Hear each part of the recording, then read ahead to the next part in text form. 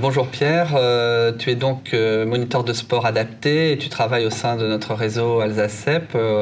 Tu as mis en place un protocole de recherche qui t'a permis d'obtenir une thèse de sciences avec la mention sport adapté et tu viens de publier ce travail. Est-ce que tu peux nous dire pourquoi on doit inciter nos patients à faire du sport ? L'activité physique dans la sclérose en plaques permet d'avoir un impact sur plusieurs facteurs tels que la fatigue, la perte de force musculaire ou encore les troubles de l'équilibre. Elle permet également d'avoir une action sur au niveau psychologique avec des améliorations du bien-être mais également de la qualité de vie. On a bien compris que le sport était intéressant et important pour nos patients, mais finalement, quand est-ce qu'on doit leur conseiller de faire cette pratique sportive par rapport à l'évolution de leur maladie? L'idéal, c'est de ne pas l'arrêter. Après, pour les personnes qui avaient stoppé cette activité physique, l'idée est de reprendre le plus tôt possible à la suite de l'annonce du diagnostic. Bien longtemps, il était préconisé aux patients de limiter l'activité physique de peur d'aggraver certains symptômes, et on s'est rendu compte qu'au contraire, c'est le fait d'arrêter l'activité physique qui augmentait les symptômes tels que la fatigue ou les pertes de force musculaire.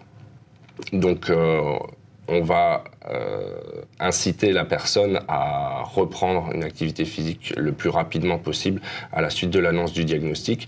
Après, l'idée, c'est de partir vers une activité physique dans laquelle on se sente bien et qu'on apprécie pour réussir justement à poursuivre l'activité physique le plus longtemps possible et pas avoir une période de perte de motivation après quelques mois de pratique. Donc nous avons bien compris l'importance non seulement de faire du sport, mais également d'inciter les patients à ce que ce soit le plus tôt possible dans la maladie et même idéalement à ce qu'ils n'arrêtent pas une pratique sportive lorsqu'ils la faisaient avant. Mais est-ce que tu peux nous dire un petit peu plus vers quel type d'activité tu orientes les patients et comment, en tant que coach sportif également, tu peux les aider à progresser dans leur sport ou en tout cas dans l'activité physique et sportive? En termes de pratique d'activité physique, en tant que tel, rien n'est déconseillé. Donc, comme je le disais précédemment, l'intérêt est de partir vers une activité physique dans laquelle on se sent bien et qu'on aime pratiquer pour réussir justement à maintenir cette activité le plus longtemps possible.